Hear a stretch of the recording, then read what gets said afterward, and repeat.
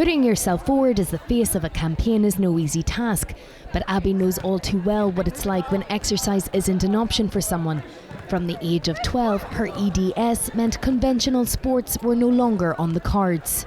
When I was a kid, I was a really active child, so I was involved with competitive swimming, I was doing cross country, and all of that was taken away from me, which felt like overnight.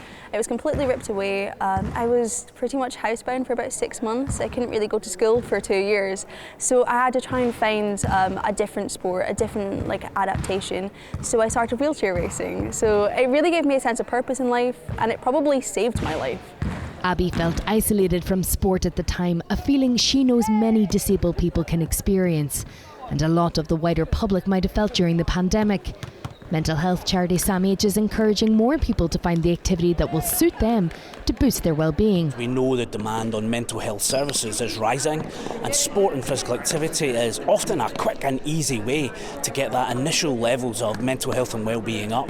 At Orium, groups from all over got to try their hand at a range of different sports. It just gives you a real lift.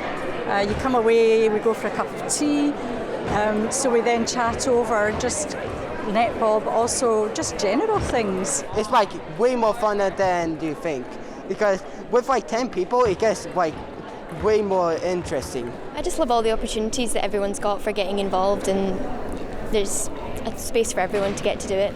The Scottish Government says it's working to bring down barriers to sport. We absolutely recognise the impact that the cost of living crisis is having, and people who are already finding it difficult to participate in sport, and we'll be looking at all sorts of initiatives to make sure that we include people who are living in socioeconomic deprivation, but we also want to reach disabled people. We also want to make sure there's no geographical inequalities. After 2 years of lockdown, the link between mental health and exercise is needed now more than ever.